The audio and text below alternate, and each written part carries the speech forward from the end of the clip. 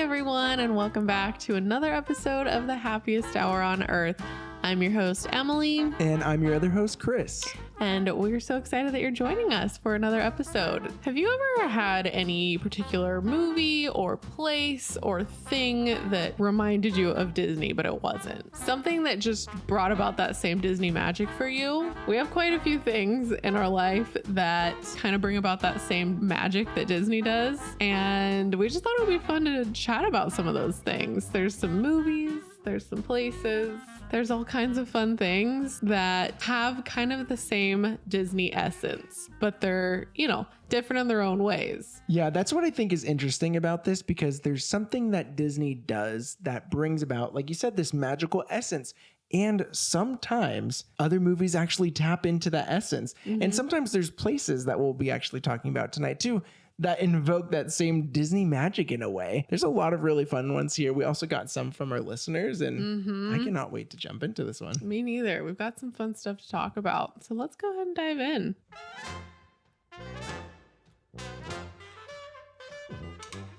All right, so before we jump into this episode, if you are watching on YouTube, go ahead and hit that like button and that subscribe button. We are 25 subscribers away from 800. So if you could help us get there, we would be so appreciative of that. Thank you so much in advance for that sub. Yes. And then if you're listening on a podcasting platform, hit that follow button, hit that 5 stars. I feel like we've been kind of stuck at 18 on Spotify. So if 2 people could give us 5 stars on Spotify. I just want to see the number 20. That'd be great. But we just want to thank you all so much, regardless of subscribing or following or liking or any of that stuff. We're just so thankful that you are here and that we get to talk Disney with you. So exciting.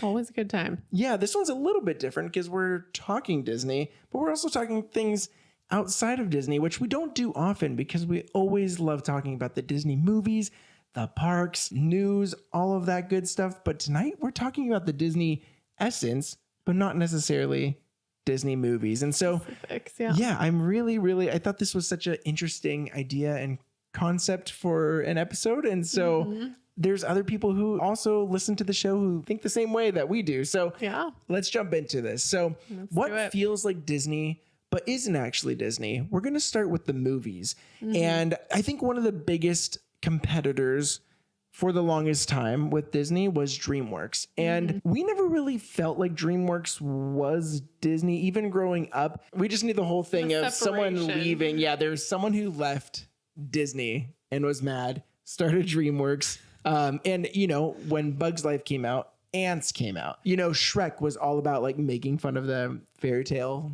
characters in Disney. And so there was like this distinction there that we never really thought those ones, Madagascar, Kung Fu Panda, that was all coming out around that time, were Disney. Very different feel. Yeah, it always felt like it was geared a few ages ahead. Older, right? There's like more crude humor, and all this stuff, which we love the DreamWorks movies, but we never really saw that as Disney. Now, there are a lot of people who, will see certain DreamWorks movies and be like, oh, I thought that was Disney. And, some of them I could definitely see how people get that feeling. But for us, it never really was. So we have a list here that's kind of outside of DreamWorks. And we just have to preface this that we haven't seen a lot of these movies in a long time. I think because they aren't Disney. I feel like now that we're older, if we watch animated movies, we go back to Disney because we know they're tried and true, and they're just and they're so many easier memories to find. That's one thing too that I just thought about. Disney Plus, it's all in one place. Yeah, so easily accessible. A lot of these movies are more obscure, and it's like maybe find it on YouTube or like rent them or something, but not in a service. Yeah, and so you have to really have one like pinpointed in your mind, like this one movie from childhood that maybe we'll come back to. And that's kind of how a lot of these are, I think. Yeah. And that's maybe why they have more of a Disney essence for us, because they're specific ones that I can think back in my mind and be like, oh, this was so special to me when I was a kid. Like, it held such a special place in my heart, and I can still like remember how I felt watching it. Oh, for sure. And I think that we are going to unlock some of your childhood memories tonight too, which is going to be super fun, because as we're going through this, there's some movies you might not have heard about in so long and then been like, oh my gosh, I watched this when I was a kid. Yeah. But we haven't watched them in a very long time, but honestly, a lot of these are incredibly good, and I want to go back and watch these now. I know. Now that we're doing this episode, we might be having a like non-Disney movie watch session pretty soon. Yeah, I think so. Do you want to start with the first one that we have on our list here? They're not really in any particular order. We're going to be talking about animated movies first, I believe, and then talking about live action ones. But yeah, let's start off with the first one here. Definitely a favorite from back in the day. And we've even talked about this on the show before, I think. But Iron Giant was one of my like ultimate favorite movies growing up. Yeah. It was so good. I could quote like probably almost the whole movie. It was such a staple in my childhood. Like me and my siblings, me and my cousins, we all loved watching that movie. And there is so much heart in that movie. It's like, I mean, it really has the Disney level of like emotions to it. I feel like I could watch it now and I would probably bawl. If you haven't seen it, it is a great movie. And the end is definitely tugs on your heartstrings. Yeah. Yes, very heartwarming. So favorite. It's definitely up there. And even though like maybe I didn't think it was Disney, maybe at some point I did, it definitely has that Disney feel, I believe. And so I think so. Yeah, it's so good. We need to watch that one again. And it's so funny too. They blend the humor and the heartwarming elements so well. So yeah, definitely one we have to watch soon. It's a great one. So next up we have here, this one actually comes up quite a lot. We're talking about Anastasia. And so it has been a long time since I've seen this. So I'm not going to give you the plot because there's a lot that I would miss. But the animation style, absolutely amazing. And what you would kind of see in the Renaissance era, which is around those years that this came out. The music also so incredible. Definitely Disney level music, I would say.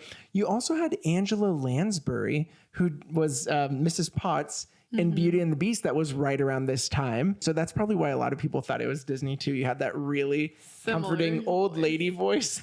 Yeah. You're like, oh, of course it's Disney.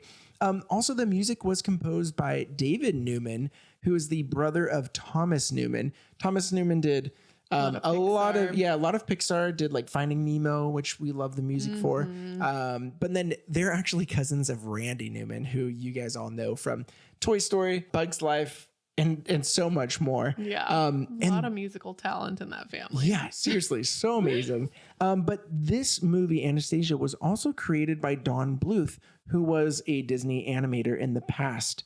And so, definitely took a lot of what he learned at Disney to his new studios. I think they evolved so many times with Don Bluth Studios, and that transition to something else and transition to something else.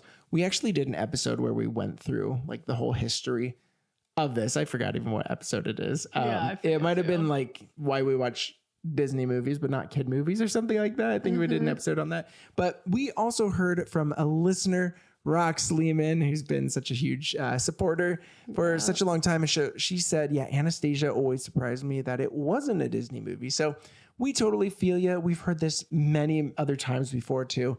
Definitely has that Disney essence. But should we jump into the next one here? Yeah.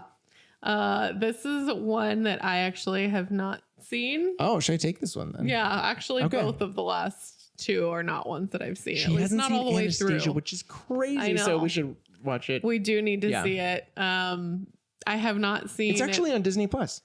With the 20th Century Fox merger, I believe. Blurred together. Yeah, the one we're talking about that you haven't seen. An American Tale with Feifel the Mouse. I used to watch this a lot too. This was also Don Bluth. And this is a reason why I think we thought some of these movies were Disney. This was made in 1986 when Disney was kind of in a slump. Disney was in an animal era, just like these Don Bluth movies were a lot of the times too. But Disney movies around this time that An American Tale came out were The Black Cauldron in 1985, The Great Mouse Detective in 1986, which is a great movie, but just not a box office hit. Oliver and Company in 1988. So this was the Bronze Era of Disney. Not the best movies, good movies, but the level was lower during this time. So that gave these other animation studios kind of the Another hand. opportunity to shine because, you know, they could rival with Disney's mediocre if they did their best. And so that's, I think, what we saw a lot during this time, that it kind of got a little bit intermixed. And it was right before the Renaissance era. So we actually heard from another listener at JPEZ83, who we've met in the park. So supportive and amazing. Thanks for writing in. He said, in my youth, Feifel was a part of the Disney universe. And yeah, it's funny how you just equate these things together and then you get older and you're so surprised when you realize that it's not actually. Well, this was a classic and such a core movie in my memories that it would seem like it was Disney, but it wasn't. But you have seen this next Don Bluth movie. Do you want to hit us up here? Yeah. And this was actually directed, maybe these last two movies, but I know this next one for sure. Steven Spielberg helped with this, I believe. Yeah. Wow, I didn't know that. Crazy. Interesting. But yeah, this is a great one. Land Before Time. So good. Such a great film and like show that sprung from it, I think. Or I don't know which came first, actually, the movie or the show. Yeah, I don't know. I would imagine the show came afterwards. I don't know. I think so. But those characters, I think, stick with us forever. You know? Yeah, Ducky, Petrie. Yes, Littlefoot, of course. Everybody. This is another one so where you get good. those emotions. Yeah. Oh my gosh. I remember that scene where is that his mom? Oh my gosh. See, they were following the Disney mom. Very similar. Yeah. You know. But also kind of like a similar parting as like Simba and Mufasa. That's right. As well. Super emotional. Love the animation, love the music, and just the heart. It really had kind of a Disney feel to it. Another one that our son has been watching. He likes the show. So yeah, we haven't watched the movie YouTube with him yet, but yeah, I don't think we have. I feel like this was kind of within everyone's childhood. Out of these Don Bluth movies, like Land Before Time stood the test of time, and was really a classic in its own right. And this came out in 1988, right before the Renaissance era kicked off with Little Mermaid in 1989. So it still was in that part where Disney was just not really crushing it. With it. Yeah. And then Little Mermaid came out in 1989. And speaking of Little Mermaid, this brings us to our next movie. My sister loved this movie so much. And I did too, but I don't recall everything in this movie. Like we said, we got to rewatch these. Yeah. The next one, Thumbelina. And this was also another Don Bluth movie. He was just really trying to compete with Disney. He was getting himself out there. Yeah. And why I brought up The Little Mermaid, this came out, I believe, a few years after Little Mermaid, but it had Jodie Benson, the voice of Ariel in the movie. So I think that's why a lot of people can equate this to the Disney feels as well. Yeah. But for sure. Yeah, definitely a staple in my family growing up. I just don't recall too much of it. We got to watch it. I know. That's another one that I think that I saw once maybe as a kid. I don't know. I'm sure if I watched it now, it would jog my memory. Yeah. Like, of course I've seen this. I think they're really small. That makes sense. Thumbelina. Yeah. So, yeah. That's the point. Yeah, I do want to rewatch that one because I think it was definitely a good one for back in the day. Yeah. But that brings us to one of my ultimate favorites as well growing up, which was Balto. Oh my gosh. So good. Another one that I just watched all the time. Me and my siblings loved the story. My gosh, if I watched it again right now, I would probably cry so hard. That, like I said, unlocking a lot of childhood memories where, we've watched Beauty and the Beast, Aladdin, Lion King so many times, and it still makes us emotional and all this stuff. But this one is stuck within our childhood years. I think that would definitely, for sure, like bring us back. Super bring us back. Like I literally have a old home video that my parents have at home that I have watched in the past where like they're filming my little brother who was just born and like getting all this cute footage. And then like I run in and I'm like telling my parents about the scene that we just watched from Balto and like how we laughed our heads off. Yeah, it's the part with the goose towards the end after like Balto returns and he's so happy or whatever.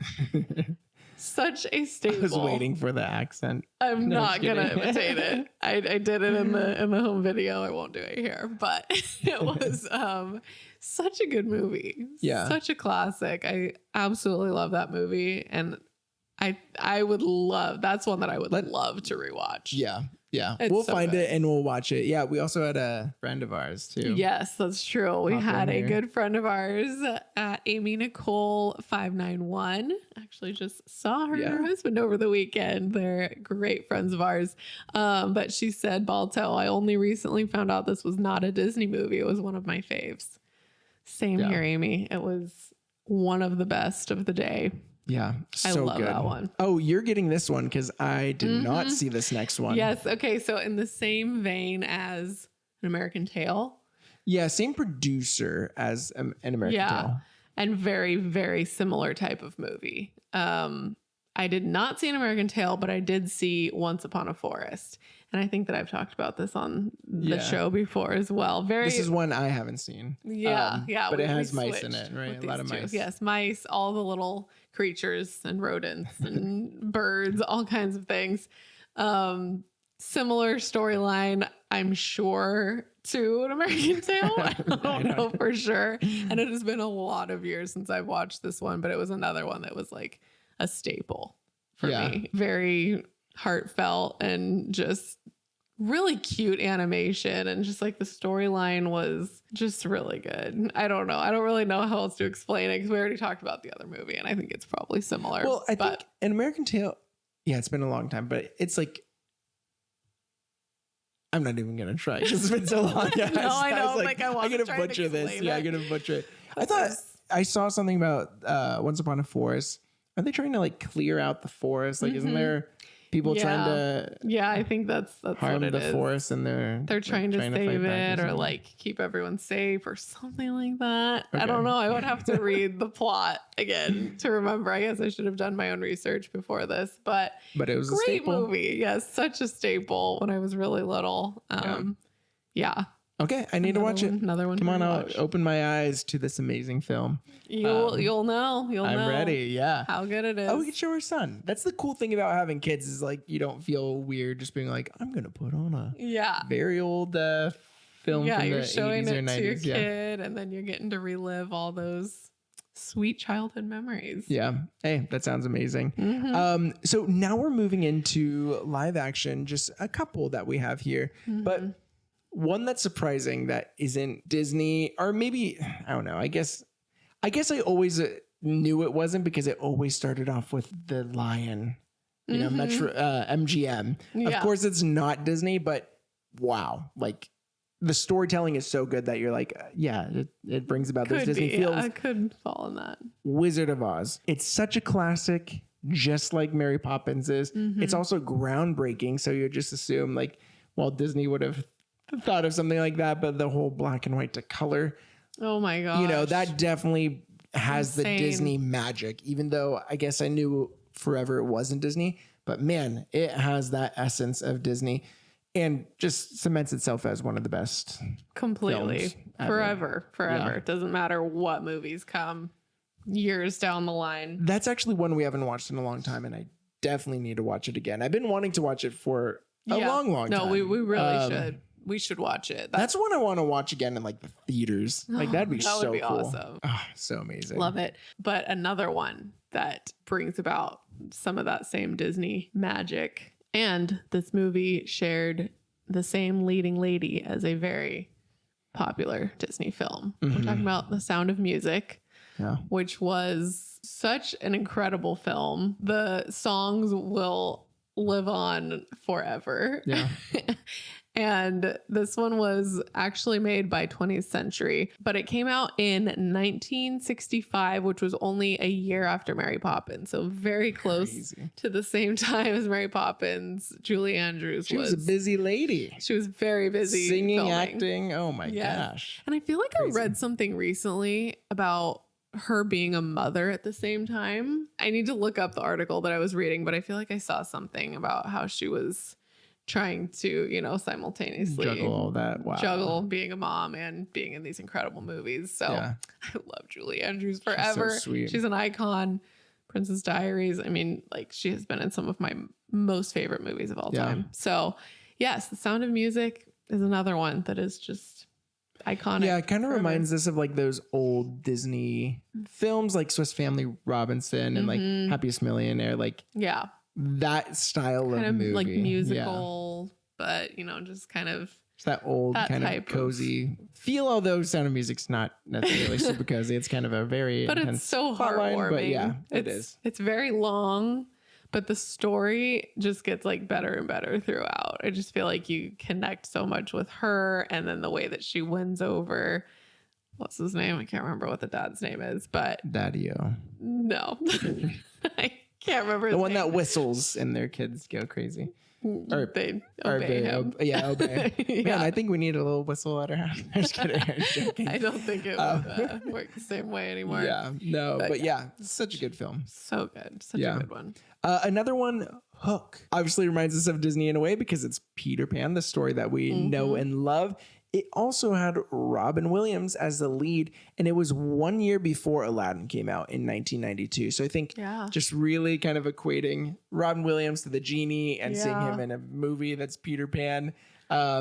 And then also John Williams did the music for it. And I know, Star Wars wasn't a part of like Disney for years after that, but definitely has that really fun, like almost Goonies style feel that you would kind of expect from Disney. But Yeah. it just has this like heartwarming, young at heart feel that I think Disney definitely encapsulates. So another good one there. So the next one I have to get to because you haven't seen it and you need to see it is The Page Master. We used to watch this all the time as kids. It was so cool, so adventurous, took you through many different storylines. It was just a roller coaster. Macaulay Culkin, and it was a blend of live action and animation. So, kind of invokes that Mary Poppins feel. And yeah, that had the wonder of Disney. Really, really cool. Loved The Page Master growing up. But Great one. do you want to hit us off with this last one? This is not a movie, but it is something you watch. Yes, it is television related. That is Looney Tunes. This is something that I have some say in because I feel like this was the stuff that I grew up like watching every like weekend morning. This was the kind of stuff that my dad would put on for us. Yeah. That was like his childhood thing. Mm-hmm. And so, Same with my dad too. I don't think Yeah. we really watched a lot of Mickey Mouse growing up. yeah, We love the movies, but yeah, he would just put on Looney Tunes. so much Looney over Tunes. and over, yeah. And that's what I think it kind of reminds us of is a lot of those old Mickey shorts, those cartoons. There's so many of them, but I really didn't know many of the Mickey ones back in the day or, like any of that. Yeah. So Looney Tunes was the animated cartoons that we were watching as kids all the time. Bugs Bunny, Tweety Bird, and Sylvester, Daffy Duck, yeah. Oh my gosh, so many. We had like Coyote and Roadrunner. yes, too. I loved those ones. We had a good. DVD of it with like a couple of different DVDs, and we would just watch like tons of them Yeah. on weekend I mean, mornings. definitely. I mean, Mickey came out before, yes, but definitely within that same vein of like classic cartoons. Also, I think another reason why I kind of equate the two, when the Walt Disney stores, the Disney stores were happening, the mall that we used to go to always had like a WB store with similar feel, Bugs Bunny, like, characters up there and everything. And that store was just amazing as well. Yeah. But yeah, there's that. And then also we had Who Framed Roger Rabbit that actually had Disney characters and Looney Tunes in the same film. And so I think, some people might think there's some overlap there because of that movie, which was the craziest crossover. People think like, Avengers craziest crossover. No, I think Who Framed Roger Rabbit pretty nuts. But we have So a few from our listeners here that just didn't make it onto our list, but I think are great. Although the first one we haven't even seen, but I actually have heard some people say this. But at Milana_loves_pink, she said The Swan Princess. And this, we haven't seen this, but apparently it was the same director as The Fox and the Hound. So Crazy. A lot of people started with Disney and went to other animation studios to build out things there too. And so I lot of the same love that vibes. one. And I wish I would have grown up seeing it. Maybe I did. Maybe my sister used to watch it and I was in there. But yeah, the animation style looks awesome in that. Yeah, probably similar kind of to like Thumbelina and yeah, thing, yeah, right? I think Around so. that same time. And by the way, as we're talking about this, if you were watching on YouTube and you hear one that you loved as a kid, let us know in the comments below, because it could be one we haven't seen. Yeah. Or, you know, or one if that you we just want to have. chat about some of the ones that we've talked about, let us know, because we're always down. Oh, yeah. So fun. The next one comes from @FamTravelFolio, who said Minions. Pretty much any of the Despicable Me. I think a lot of people equate, with Disney. I'm sure there's some people who like go to Disneyland. They're like, where are those little yellow guys? Right. Like, You're like over at Universal. Yeah, Universal. It's true. Yeah. I don't know that we actually have seen Minions. I don't think we've seen Minions. Yeah, but Despicable Me, that was great when we were growing up. It was like a perfect time. I'm a huge Steve Carell fan, and so him as Gru. So amazing. Iconic. So good. Next up, we hear from @Kate Down Main Street, and she said Harry Potter, but solely the first 2 films. And yeah, we could see that, because starting with number 3, it does get really dark. Things I think change. darker than what Disney would do. But yeah, all of them are so magical. But the first 2, especially, like them as kids, going to Hogwarts and just the adventures that they go through, I could definitely see that, that Disney magic within there. And speaking of Harry Potter, that's going to almost bring us into the next section, which is not movies, but actual theme parks. And but before, I know you had a little volunteers tribute I did movie for this section. Yeah, movie or movies. I know that this isn't something that you can attest to, but one last thing that I used to watch that now forever like just brings me back to my childhood. If any of you, probably ladies out there, ever used to watch any of the Barbie movies, let's talk about it, because I had a couple of favorites from that group. I was just looking them up before we started this episode, and I didn't know as many of them as I thought, but I had a couple of favorites, like Barbie and the Nutcracker, top tier favorite of all time. And then I think I watched like the Rapunzel one, and Swan Princess, actually, I think was one that I'd seen. Nice. And Prince and the Pauper, or Princess and the Pauper, maybe it was. I'm not sure. But yes, some of those were like all I wanted to watch for a period of time as a young girl. So that's awesome. Anyone... And I didn't watch the Barbie movies, but I did play the Barbie games because my sister had it. And yes, those Barbie games, which kind of I would have to throw in here as another thing that almost brings about some of the same Disney magic to me when I think about it now. Horse's hair. Yes. Yeah. I was such a horse girl growing up. So anything that like had horses in it, I was all about it. And all of those movies probably had a horse of some kind. And I had the computer games of Lots of Barbie. Oh my gosh. That were horse related. I need to watch the movies. Yeah. I know that they've been a favorite of yours for a long time. So maybe we're just going to do it. It's only slightly embarrassing to like put on some Barbie movies, but hey, I'll do it. But good stuff. Yeah. So next, outside of the movies, we were talking about Harry Potter, and we're going to talk about parks that feel Disney, and we just had to bring it up. Wizarding World of Harry Potter, so incredible. Definitely feels like a Disney theme park. We even see, just like with the movies, how a lot of people start at Disney and leave and either start a new animation studio or help them, with their animated movies. We see a lot of Disney Imagineers that leave Imagineering and, go to Universal or something like that. And they bring their knowledge, because Universal back in the day, it was one of those things where it didn't really have the Disney essence, but especially starting with Wizarding World, man, the theming that goes into that, it's incredible. And you could definitely get that Disney essence from that. Yeah. We only got to go once so far, but yeah, we were both pretty blown away at the attention to detail and just how ornate everything was. Yeah. And we hear that Orlando is even crazier. We've only been to the Hollywood one, but and speaking of Orlando too, like Epic Universe, you look at the plans for that, and even just in the details of like transitioning from land to land, you like walk through these portals to get to the lands, and there's just so much that's going into it. You just it's just incredible. It's very immersive. I think they're very gonna be immersive. definitely tapping into their talents when this comes out. Definitely putting their all in this competition with the who's the king of the theme parks. Yeah. And it's going to be scary once that opens for Disney. We do a couple of episodes talking about Epic Universe and how Disney showed response. So if you want to listen to those, I'll pop them up on YouTube right here. But they're not only just having a lot of attention to detail, they're actually getting things done really quickly. I feel like they have such a huge team where it takes years for Disney to do one ride. They're like building a whole, park in like a short amount of time, it feels like. And so they're really firing on all cylinders right now. And so I'm sure Epic Universe is going to have the Disney feels as well. Oh, yeah. I'm sure. We'll know soon. Yeah, for sure. And the last one here, too, that we could just both talk about.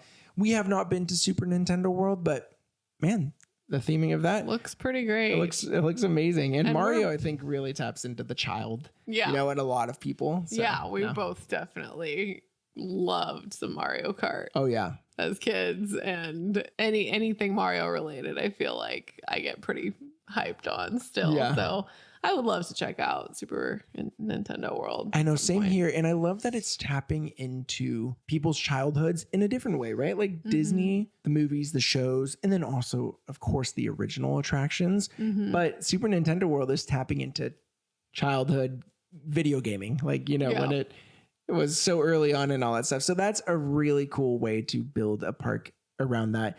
And Harry Potter, I mean, books and movies, but we don't really see too much kind of based on video games. So I would love to go there, but from what I've heard, has the same Disney level magic. Love it. But next up, we're going to talk about just places that really kind of give us the Disney feels. Because I think there's going to be a lot here, by the way, that probably give even more Disney feels, but we just haven't been to them, haven't experienced it for ourselves. And there's some on here too that we haven't been to. But I think it's really cool when actual places almost emit this aura of Disney magic. Yeah, and there's definitely some. I mean, I can think in my head of a place where we walked and be like, this just feels Disney because it feels like I'm walking in a magical land. Yeah, like, for it's sure. Crazy. I love it. But before we get into ours, we did have one listener who also mentioned a place that brings about some Disney vibes. At Mary Hinson _ said Boardwalk at Myrtle Beach, SC, South Carolina. Yeah. Kind of feels like Disney Springs in Florida.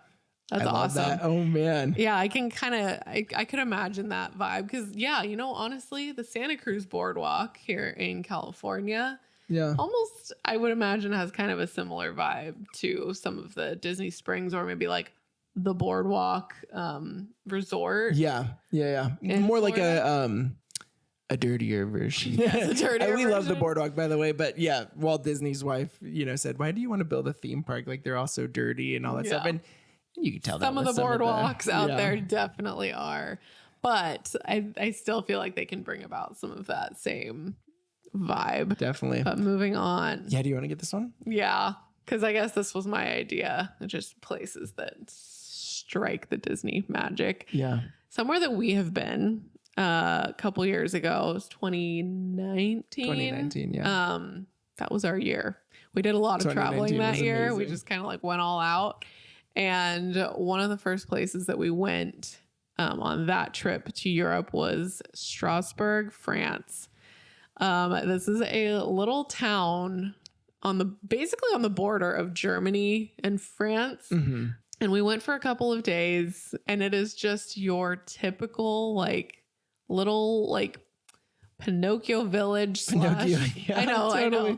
It's like Pinocchio's supposed to be in Italy. But maybe Pinocchio's totally right. Kind of a similar feel. So Pinocchio or Beauty and the Beast. One of those two that just kind of has that like those cobblestone streets and like, it feels like you're just walking in our fantasy land, like exactly. Disneyland's fantasy land. It's so little fun. villages, so cute. And like just beauty all around you, like bright colors and cathedrals everywhere. And like just search Strasbourg, France, and just look at how beautiful it is. Yeah. It's so cute. Just imagine strolling around there. And then there's like usually just music being played everywhere, or like church bells Yeah. clanging, like just, I don't know. It gave me all the Disney feels when we were there. Yeah, it was so good. So much. So magical. You have to get this next one too. Okay. Well, how I can you mean, not?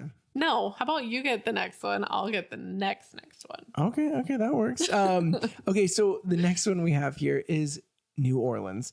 Now, there's multiple reasons. New Orleans Square that we have in Disneyland. Yeah. So, walking the streets of what it was, modeled after, of course.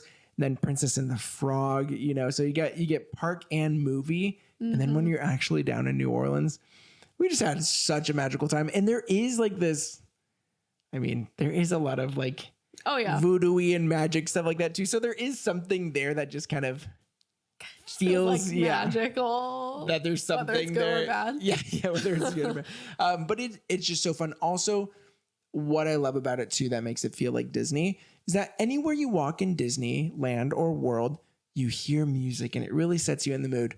Same with New Orleans. Gosh, you see the street performers everywhere. Yeah. There's this one street, was it Jefferson Street or Frenchman Street? See, that's why I think it's Jefferson or Franklin, because it's both those combined. Frenchman. Yeah, Jefferson. Frenchman Street. We love that. There's just best. literally mute. You go one building, live band. Another building, another band, just music all around you. And it's so incredible. They say that Frenchman Street is basically how Bourbon Street once was. And Bourbon Street, if you've ever been, kind of a nasty place to be now. It's definitely like the street, like the party street. A lot of stuff going on there. But Frenchman Street, I guess, is kind of more the way that it used to be, where it was just all about before it got like commercialized, like Las or Vegas became or something. Yeah, exactly. It kind of became known as the party spot. Frenchman Street, there's still a lot of partying going on, I would say, but it's a lot more focused on just like music and it's fun. So fun. I don't know how to explain it, but we had a lot more fun on Frenchman Street than Bourbon Street. Yeah, for sure. I would say New Orleans definitely has a magical aura about it. It does. Yeah, for sure. And next up, another place we visited in our travels. This was actually from 2017. But we went to Venice, Italy, which was a bucket list item for me.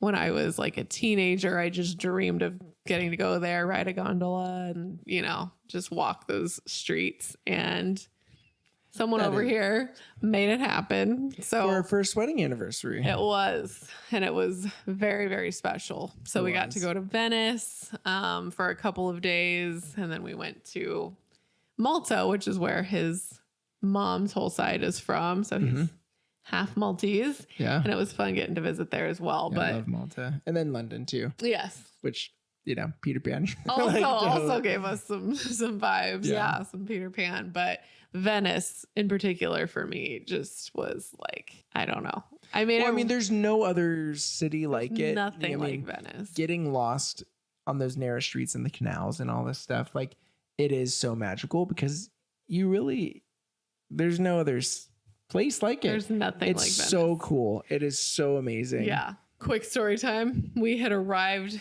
kind of late in Venice, and certain areas you like have to go by boat and you can't walk to it. So by the time we had arrived to that area and we needed to get to our Airbnb, it was late at night. And we were like, how are we going to get over because most of the regular like water buses were done for the day. Yeah, like taxis, whatever. It was all shut down. But this like random American couple, I think they were Canadian. Yeah. Were also kind of going to be headed in that direction, and they asked if we wanted to like share a private boat, and it was like the most perfect timing because we did not know what we were going to do. So took this midnight ride down the canals in Venice, got dropped off where we needed to go, and we were just completely delirious with jet lag and just exhaustion. And I just remember standing there just like completely in awe, like the Rialto Bridge, if you've ever seen it, that like white bridge was there right next to us. And then, I think our Airbnb host had met us there and was like leading us through all these streets where we would have completely just been in a maze and gotten lost, but she led us through there. And I just remember being like, how am I here right now? Yeah. Like we're just walking through there. And then I was like, going I'm in to sleep Venice. that night and then waking up and hearing starting the afresh, sounds of like people just speaking Italian outside and just being like, this is real. We're here, yeah. It was That was our insane. first place we ever traveled in Europe. So like that was huge because we had just never been there before. Yeah. And We were and babies. we were like, oh my gosh, like 1 year into marriage, we were finally able to, you know, go abroad, and it was so incredible. It was very Super magical. Yeah. Super magical. Now we have 2 more left on places that we actually haven't been to, and we would love to go. The first one is Solvang, California. I actually had a coworker who grew up in Solvang, but if you look at Solvang, you can actually get there. Like it's in between Northern California where we're at and Southern California. It's kind of near like San Luis Obispo. Kind of headed down towards San Luis. Yeah, Obispo. almost headed down to that area. But this almost has kind of Strasbourg vibes. And it's in California, so you could definitely stop there. But yeah, I'm trying to remember the history and like why it's like that. I think it's Danish town. Yeah. I think there was a Danish settlement there for a long time, and they just kept the architecture kind of like that. And so I would love to take our kids there one time on the way back from Disneyland. It's beautiful. Yeah, that would totally, even though we haven't been there, would definitely evoke the Disney vibes, because most of the movies from Renaissance and, you know, Silver and Golden era are really kind of set in those European small towns. And so I would love to go. Yeah. And then the last one here, we could just talk about it together. We haven't been, maybe we'll go one day, but of course it has Disney vibes because it's Marceline, Missouri, where Walt Disney grew up and where he modeled Based Main Street off of. Yeah. How could it not hold that Disney magic? Yeah. I mean, I don't know. I don't know how much it looks like, you know, what our Main Street looks like. Yeah. But Like just it the was a more idea- inspired rather than, you know, Exactly. replica or anything. Yeah. Yeah. But to be able to like go there and imagine that that's where Walt used to just run around as a kid and what gave him all the inspiration that he had for Main Street That'd would be so amazing. Yeah. pretty incredible. And there is a Walt Disney history museum. I forgot what it's called, but there's some sort of Walt Disney museum in Marceline, so you could see all of that. So going to that museum would be absolutely amazing. And just to see, the downtown, the Main Street. So maybe one day, you know, we'll take a visit over there. That'd be awesome. I would love that. I would love to see where all of Walt's inspiration came from. That was, I guess, our list. Yeah. I bet there's a lot more that we could come up with given, you know, more time and research. But yeah, this is kind of the immediate things that come to mind. Yeah, for sure. And so we hope that you somehow just got to connect with your childhood through this episode, especially as we're talking about with the movies. I think it was so cool to like Revisit search a lot of these and remember what we used to watch, and now I think we need to go and watch them. But we totally some do. amazing things that even if they aren't Disney can really connect you to your childhood, because it had that aura of Disney magic. And so we hope that we kind of did that for you in this episode. We did it for ourselves, so We did. hopefully the same for you. But we just want to thank you so much for listening to our show. It truly means so much. We are prepping our next Disneyland trip, which is really, really Coming up exciting. soon. So you'll hear about that in a few weeks. Cannot wait. But again, thank you so much, and we will catch you all next week. See you next week. Have a good one. Bye. Guys.